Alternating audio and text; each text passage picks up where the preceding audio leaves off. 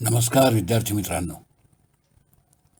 आतापर्यंत आपण उद्योजकाच्या अंगी कोणकोणते गुण असावेत याबद्दल माहिती बघितली. त्याचं व्यक्तिमत्व चांगलं असावं, त्याच्यामध्ये नेतृत्व गुण असावेत, त्याच्यामध्ये संभाषण कला असावी, असे विविध पैलू त्याच्या व्यक्तिमत्वात असले तर तो एक चांगल्या प्रकारचा उद्योजक ठरू शकतो. आतापर्यंत आपण चित्राची एक बाजू बघितली, तो म्हणजे उद्योजक स्वतः. आता आपल्याला प्रत्यक्ष उद्योगाकडे जायचं आहे की जो उद्योग हा उद्योजक करणार आहे.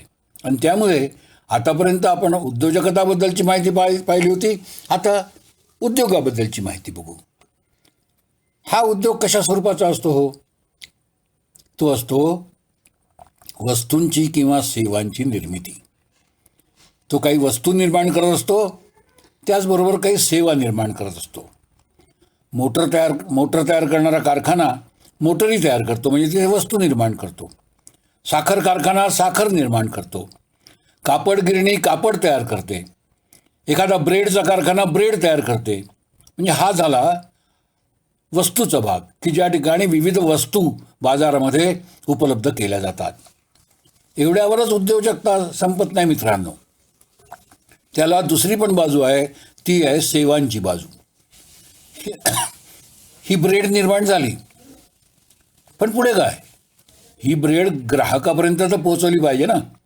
आणि त्यामुळे सेवा देणे, इथून माल उचलणे आणि तिथे पोहोचवणे, याला सेवा म्हणतात. अशा प्रकारची सेवा तो करू शकतो. आणि अशा प्रकारच्या सेवेमध्ये आज देशामध्ये लाखो लोक गुंतलेले आपल्याला दिसतात, की जे फक्त उत्पादित केलेल्या वस्तू ह्या सतत वितरित करत असतात वेगवेगळ्या ठिकाणी. आणि त्यामुळे या दृष्टिकोनातून आपल्याला उद्योजकतेकडे बघायचं आहे. दुसरा भाग जो आहे तो सेवा. एक वकील कोर्टामध्ये जाऊन न्यायाधीश बनू शकतो, किंवा तो आपल्या क्लायंटची बाजू मांडण्यासाठी वकील बनू शकतो. जर तो न्यायाधीश बनला तर ती सरकारी नोकरी झाली आणि त्याला काय आपल्याला उद्योजकता म्हणता येणार नाही. पण त्यांनी स्वतः वकिलीचं कार्यालय स्थापित केलं आणि त्याच्यामध्ये वकिलीचा व्यवसाय सुरू केला, तर त्या ठिकाणी सेवा व्यवसाय सुरू होतो. जी गोष्ट वकिलाची तीच डॉक्टरची सुद्धा. डॉक्टरसुद्धा एखाद्या मोठ्या दवाखान्यात नोकरी करू शकतो, किंवा स्वतःचा दवाखाना थाटू शकतो. स्वतःचा दवाखाना जर तो स्थापत असेल तर ही झाली सेवांची निर्मिती. अशा प्रकारे वस्तू आणि सेवा यांची निर्मिती करणे हे उद्योजकाचं महत्त्वाचं उद्दिष्ट असतं. हे करत असताना त्याला त्यासाठी एक प्रकल्प उभा करावा लागतो, ज्याला आपण इंग्रजीमध्ये प्रोजेक्ट म्हणतो. ही प्रोजेक्ट कशाची असते ते त्याला ठरवायचं आहे, की या प्रोजेक्टमध्ये आपण वस्तू निर्माण करणार का सेवा निर्माण करणार. अशा प्रकारचे प्रकल्प पहिल्यांदा आपल्याला विचारात घ्यावे लागतात आणि मग त्याप्रमाणे आपल्याला वस्तू किंवा सेवा यांची निवड करता येते. एक गोष्ट लक्षात ठेवा मित्रांनो, एकदा एखादा प्रकल्प निवडला म्हणजे परतीचे मार्ग बंद होत बसतात बरं का. उदाहरणच द्यायचं झालं तर मी कापड कारखाना काढला. तो कापड कारखाना जर चांगला चालत नसेल तर त्या कारखान्यातून मला काही साखर तयार करता येणार नाही. नंतर त्याला पर्यायच नाही, ज्याला इंग्रजीमध्ये पॉईंट ऑफ नो रिटर्न म्हणतात.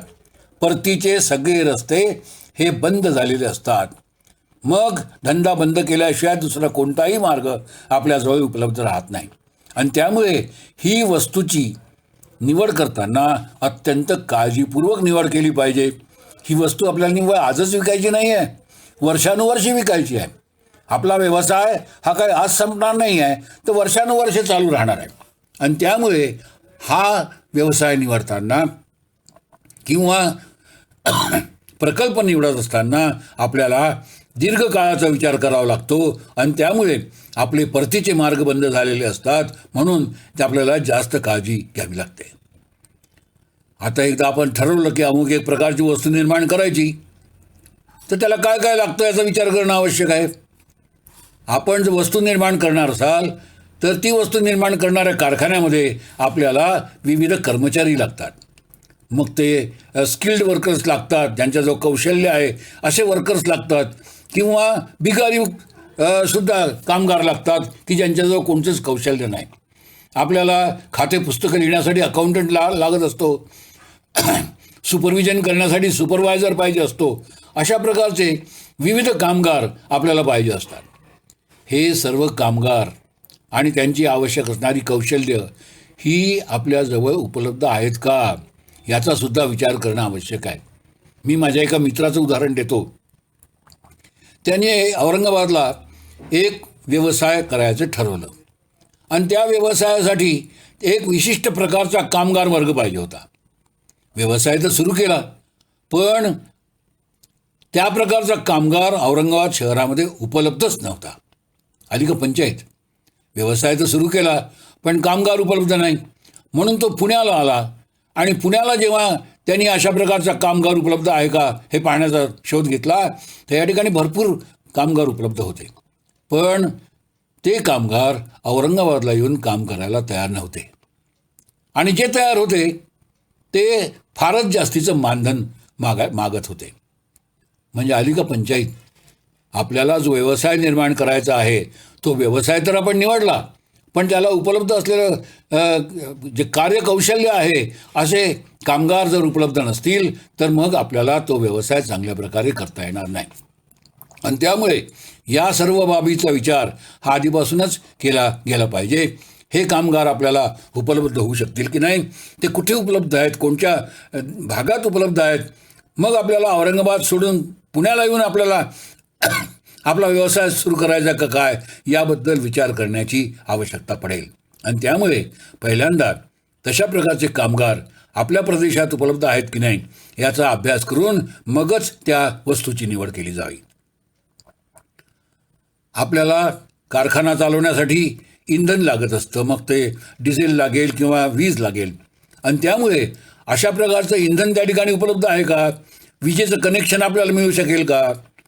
मध्यंतरी मी विचार केला की आपल्या शेतावर कारखाना का काढू नये. माझं औरंगाबादचं एक शेत होतं, त्या ठिकाणी कारखाना का काढू नये, आणि म्हणून मी तशा प्रकारचा कारखाना काढायचं ठरवलं. पण दुर्दैव माझं की त्या परिसरामध्ये कुठेही वीज उपलब्ध नव्हती. जेव्हा वीज मंडळाच्या कार्यालयात मी गेलो आणि त्यांना म्हटलं मला या ठिकाणी वीज हवी, तर ते हसायला लागले. ते म्हणाले तिथपर्यंत वीज आणण्यासाठी आम्हाला लाखो रुपये खर्च करावे लागतील, ते तुम्ही भरायला तयार आहात का? ते तुम्ही जर भरणार असाल तर आम्ही विजेचं कनेक्शन त्या ठिकाणी देऊ शकू. म्हणजे बरेचदा त्यामुळे आपल्याला आपला कारखाना काढता येणार नाही. आज सरकारने विविध ठिकाणी औद्योगिक क्षेत्र निर्माण केले ज्याला MIDC म्हणतात. या MIDCमध्ये या सगळ्या सोयी पुरवल्या जातात.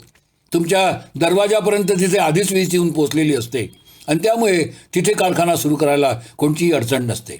आणि त्यामुळे आपण जिथे कारखाना काढणार आहोत त्या ठिकाणी विजेचा पुरवठा आहे की नाही, डिझेल त्या ठिकाणी चांगल्या प्रकारे उपलब्ध होऊ शकेल की नाही याचाही विचार करणं आवश्यक आहे. आपला कारखाना सुरू करण्यासाठी आपल्याला कच्चा माल लागत असतो. हा कच्चा माल त्या ठिकाणी उपलब्ध आहे की नाही हे सुद्धा पाहणं आपल्याला आवश्यक आहे. आज कापूस हा कच्चा माल दोरा तयार करण्यासाठी आणि कापड तयार करण्यासाठी लागतो. त्यामुळे ज्या ठिकाणी कापूस जास्तीत जास्त प्रमाणात पिकतो त्या ठिकाणी आपण जर दोऱ्याचा कारखाना काढला किंवा कापड कारखाना काढला तर तो चांगल्या प्रकारे चालू शकेल. पण ज्या प्रदेशात कापूसच पिकत नाही अशा प्रकारे आपण जर कारखाना काढण्याचा निर्णय घेतला तर तो निर्णय चुकीचा ठरू शकतो.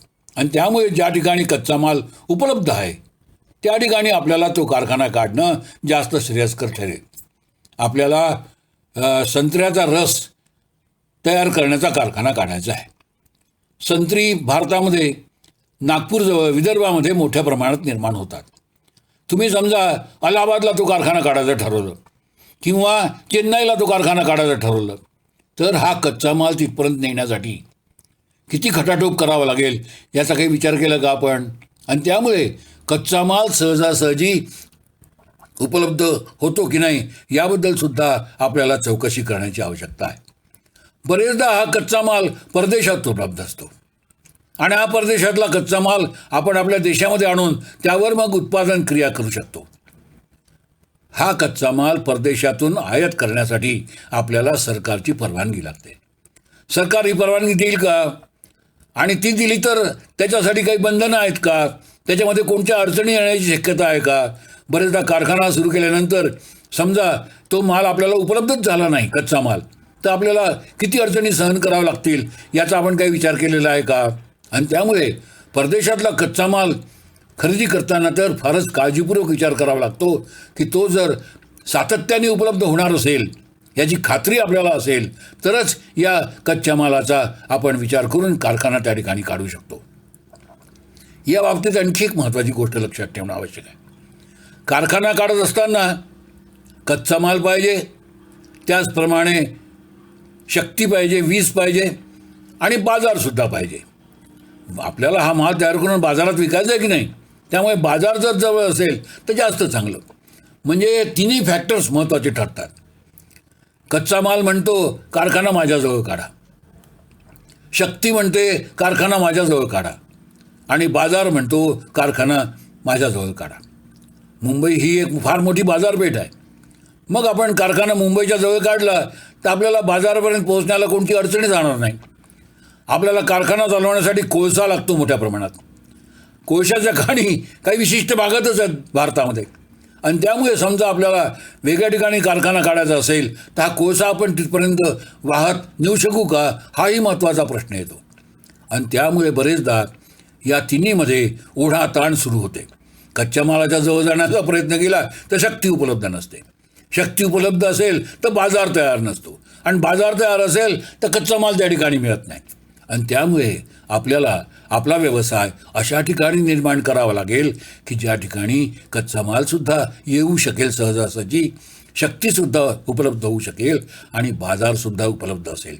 असा हा त्रिकोण आहे. या त्रिकोणाचे योग्य संगनमत करून मगच आपल्याला याबाबत निर्णय घ्यायचा आहे. सध्या तरी आपण इथे थांबू. याचं कारण असं आहे की हा आज मोठा आहे आणि त्यामुळे याचा पुढचा भाग आपण पुढच्या भागामध्ये अभ्यासू. धन्यवाद.